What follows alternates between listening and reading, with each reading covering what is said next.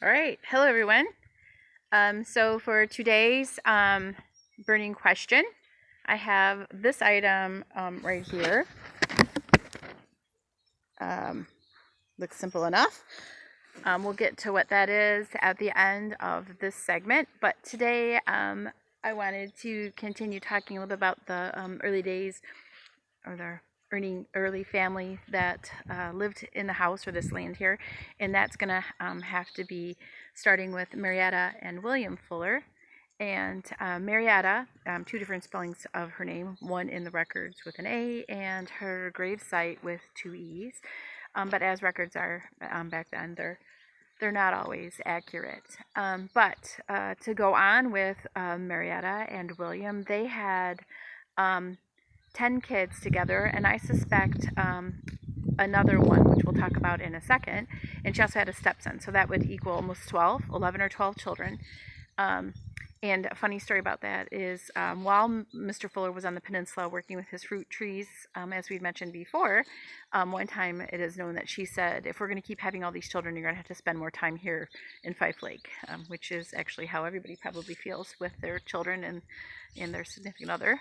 But so we're going to continue on talking about all of the children, and specifically with the sixth one right now. I feel a connection with that one, and the reason why I'm making some of these is that as in early homes or homes that have been around for a long time, they have a lot of coming and going of the people in them, and we have a lot of going or passing of the peoples in our house, and we're going to talk about some of those because they tie into interesting stories. But the sixth child of Marietta and William, her name was Cora, and different records also, she was 4 when she passed, or 1 year and 6 months when she passed. I've seen a picture of her fairly young, so I'm assuming she was the 1 in 6 months. And I'm going to post a picture of her gravestone. I was at the local cemetery right down the road here today. I was going to film this segment from that cemetery. Not stating where it is or the road for the respect of the people who have loved ones there, but sorry, kitty cat.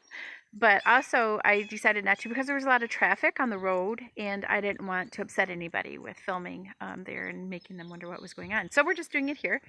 The reason why we have a connection, I feel, with Cora is because in the early days of us living here, we discovered that Cora was buried in that cemetery. So we went and visited her grave marker, and we realized that we had suspected was the only Fuller there in that little tiny cemetery down the road, which saddened us girls, thinking that she's there by herself. I since learned or had read that she had a 6-month-old brother that died of congestion that was buried near her grave marker.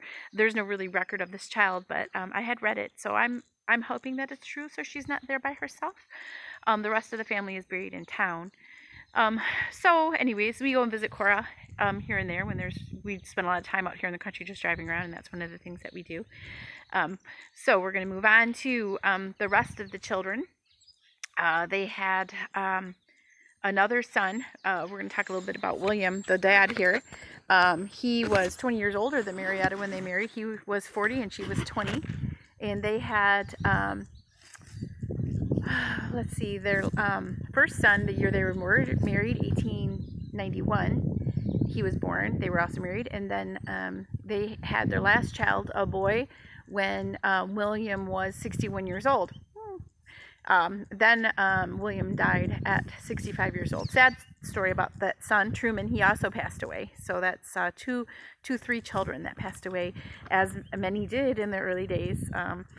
Illness and just the hardness, especially up here, of the life. I can't imagine having children here with not the amenities that we have now. It's just very hard to survive the winters here. I can't imagine having children as young without stuff. But anyways, so moving on to William dying or passing away. Marietta was alone here for near 14 years, or unmarried for 14 years with all of her children. Working this, I'm going to do a swipe so you can see, this was like, I think 250 acres, and you know, it's quite immense, quite a big chore. But I'm assuming her older sons had helped her with that. Oops, sorry, kitty. So when she remarried 14 years after the passing of William, she married Moses Wagner, who in the history of Fife Lake, he helped manage one of the big hotels there. There used to be at least two larger hotels in Fife Lake in the logging era, which is what was big here. Many stories to go with that in the future I can tell you about. Eyebrow-raising stories of prostitution and shenanigans. But anyways, we'll move on. And Moses Wagner also, after the hotels went away, burned down, got dismantled, I believe he ran the hardware, one of the hardwares in town too. But Marietta did a very large revamping of the home. I'm not sure if it was with William's maybe life insurance money or whatever, but soon after that she did several additions to the house. And to tie in with Moses, being with the larger hotels, we have very ornate fixtures in our house that don't match. Very beautifully carved doorknobs and door jamb, hinge fixtures, and where they close down, just very beautiful entailed things that don't match. So I'm assuming that maybe some of those came from renovations of the hotel or the dismantling of a hotel. I'm not sure. That's what I'd like to think. So we're going to move on from Moses. Marietta, I did see at one of the historical societies in Fife Lake meetings, they had a slideshow, and I was surprised sitting in the audience there watching. They were going over the schools, and Marietta actually was in one of the frames. A very robust woman in the kitchen of the school. She used to cook in the kitchen of the schools. Very sweet story there. She moved into town with Moses, and her oldest son George took over the farm. We're going to go ahead and talk a little bit more about George because he's one of our points of interest. Stay tuned for that tomorrow. We'll talk a little bit more about his passing. You're going to want to hear about that. So to go into what the burning question of the day is, let me switch arms here. The burning question of the day. What is this thing here? This thing is, get ready, here comes